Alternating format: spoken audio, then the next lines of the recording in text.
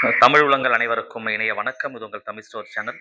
So மிக முக்கியமான video, முக்கியமான அப்டேட் அப்படின்றது தமிழ்நாடு மெடிக்கல் செலெக்ஷனில் நேற்று நமக்கு ரிலீஸ் பண்ணியிருந்தாங்க. ஸோ என்ன அப்படின்னு பார்த்தீங்கன்னா, வேக்கன்சி பொசிஷன். இந்த வேக்கன்சி பொசிஷன் எதற்காக அப்படின்னு சொன்னால், ரவுண்ட் டூக்கு அலாட்மெண்ட்டுக்கு போகிற மாணவர்கள், ரவுண்ட் டூவில் சீட் எடுக்கணும் அப்படின்னு நினைக்கிற மாணவர்கள், நாம் வந்து எந்த காலேஜ் வேணும்னு சொல்லி நினைக்கிறோமோ அந்த காலேஜில் எவ்வளோ வந்து சீட் இருக்கு அப்படின்றத நம்ம தெரிஞ்சுக்கலாம். ஸோ அதற்காக தான் சீட் மேட்ரிக்ஸ் அப்படின்றத ரிலீஸ் பண்றாங்க. இப்ப நாம பார்த்துட்டு இருக்கிறது 92.5%. இது இல்லாம 7.5%க்கு தனியாவும் சீட் மேட்ரிக்ஸ் எடுத்திருக்காங்க. ஸோ வெப்சைட்ல பார்த்தீங்கன்னாவே தெரியும். கிட்டத்தட்ட கவர்மெண்ட் மெடிக்கல் காலேஜ் அப்படின்னு பார்த்தீங்கன்னா 169 சீட்டு கிட்ட இருக்கு. இதுல மெட்ராஸ் மெடிக்கல் காலேஜ்ல மட்டுமே 76 சீட் இருக்கு. சரிங்களா? நம்ம எதிர்பார்க்கிற காலேஜஸ்ன்னு பார்க்கும்போது 79, 76 சீட்டுக்கிட்ட மெட்ராஸ் மெடிக்கல் காலேஜ் மதுரையில இருக்கு. அதே போல திருநெல்வேலி எல்லா கவர்மெண்ட் மெடிக்கல் காலேஜுக்குமே சீட் ஓவரால் வந்து அவைலபிள்ல இருக்கு. இந்த சீட்டுக்கு மாணவர்கள் தாராளமா கவர்மெண்ட் காலேஜ் வேணும் அப்படின்னு நினைக்கிற மாணவர்கள் வந்து இதுல போட்டி போடலாம். சரிங்களா? அடுத்து செல்ஃப் ஃபினான்சிங் காலேஜ் அப்படின்னு சொல்லி பார்த்தோம்னா, அதுலயுமே வந்து நம்ம ஒரு கூடுமான அளவுக்கு வந்து சீட் வந்து இருக்கு. எவ்வளோ இருக்கு self financing college government quota?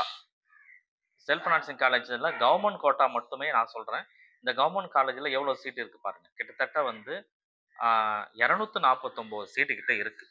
ரைட்டுங்களா? 249 சீட்டு. பிரைவேட் யுனிவர்சிட்டிய பொறுத்தவரைக்கும் அதுல ஒரு 67 சீட்டு கிட்ட இருக்கு. ஸோ அப்ப இந்த அளவுக்கு சீட் இருக்கிறதுனால, நீங்க வந்து போட்டி போடணும் அப்படின்னு நினைக்கிற மாணவர்கள், நம்ம ரெஜிஸ்ட்ரேஷன் பண்ணி, சாய்ஸ் ஃபில் பண்ணி, காம்படிஷன்ல கலந்துக்கணும் அப்படின்னு நினைக்கிற மாணவர்கள், இந்த கவுன்சிலிங்ல கலந்துக்கணும் அப்படின்னு நினைக்கிற மாணவர்கள் தாராளமா நீங்க கலந்துக்கலாம். ஃபர்ஸ்ட். 2வது நெறைய மாணவர்கள் என்னன்னா, சார் கட் ஆஃப்ல எந்த அளவுக்கு வேரியேஷன் வரும் அப்படின்னு சொல்லி கேட்கறீங்க. பட் கட் ஆஃப் அப்படின்றது இந்த இடத்துல ரேங்க்லயும் பெரிய வித்தியாசங்கள் இருக்காது நமக்கு தெரியும். ரேங்க்ல மட்டும் தான் சின்ன சின்ன வித்தியாசங்கள் வரும். ரேங்க்ல மட்டும் தான் வித்தியாசங்கள் வரும். மதிப்பெண் அதாவது உங்களுடைய ஸ்கோர்ல வந்து அ வித்தியாசங்கள் வருமா அப்படின்னா, பெரும்பாலும் வராது. அதிகபட்சம் அதிகபட்சம் ஒரு ஓசி கேட்டகரியில இருக்கிற மாணவர்களா இருந்தீங்கன்னா, ரவுண்ட் 1ல இருந்து ரவுண்ட் 2க்கு நீங்க போகும்பொழுது, 1 மார்க் அதிகபட்சம் வித்தியாசங்கள் வருவதற்குண்டான வாய்ப்புகள் இருக்கு. இப்ப ஃபார் எக்ஸாம்பிள் 681ன்னா, இங்க 680ல முடியும். ஸோ இந்த அளவுக்கு தான் ஓசி கேட்டகரிக்கு இருக்கும். சார் பிசில ஏதாவது குறையுமான்னா, பிசிலயுமே 1 மார்க் அதிகபட்சம் 2 மார்க் கவர்மெண்ட் காலேஜ பொறுத்தவரைக்கும். சரிங்களா? 92.5%ல உள்ள வரும்பொழுது, நீங்க 1 மார்க்ல இருந்து 2 மார்க் அளவுல தான் வந்து குறையும் கம்பேர் டூ ரவுண்ட் 1. ஸோ இந்த விஷயம் நீங்க தெரிஞ்சுக்கோங்க. ஏன்னா ரொம்ப சார் ரொம்ப தானா குறையும்ன்னு சொல்றாங்க கட் ஆஃப் அப்படின்னா, ரவுண்ட் 1ல ஓவராலா என்ன குறைஞ்சிருக்கோ, அந்த ரவுண்ட் 1ல இருந்து தான் நமக்கு என்ன பண்ணுதுன்னா, ரவுண்ட் 2க்கு வரும்போது 1 மார்க் 2 மார்க் குறைஞ்சு வருது. ஸோ இதுதான் வந்து குறையுமே தவிர, நீங்க ரொம்ப பெருசா வந்து குறையாது. அந்த பெருசா குறையுறது எதுல குறையும் அப்படின்னு பார்த்தீங்கன்னா, பிடிஎஸ்க்கு எம்பிபிஎஸ்க்கு வராது.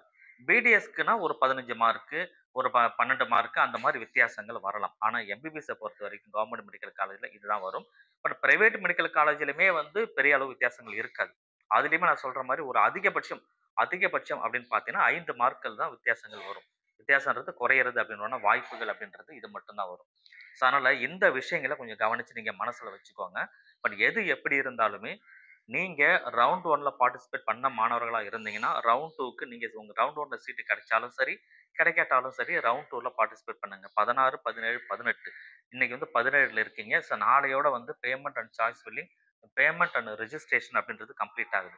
இதுக்கப்புறம் சாய்ஸ் இது உங்க எக்ஸ்டெண்ட் பண்ணுவாங்களா அப்படின்னு நினைக்காதீங்க. ஆல்ரெடி நெறைய டைம் வந்து நமக்கு போயிடுச்சு. அதனால இத மறுபடியும் எக்ஸ்டெண்ட் பண்றதுக்கு உண்டான வாய்ப்புகளும் கிடையாதுன்றத மைண்ட்ல வச்சுக்கோங்க. அதனால இந்த விஷயங்கள தெரிஞ்சுக்கிட்டு நீங்க ஆ உள்ள பார்ட்டிசிபேட் பண்ணுங்க. சரிங்களா? நம்ம சேனல நீங்க தொடர்ச்சியா பாருங்க. நெறைய விஷயங்கள் இத பத்தி நம்ம குடுத்துக்கிட்டே இருப்போம். அது ரொம்ப உங்களுக்கு ஒரு நல்ல ஒரு இன்ஃபர்மேட்டிவா கண்டிப்பா இருக்கும். தேங்க் யூ ஃபார் வாட்சிங்.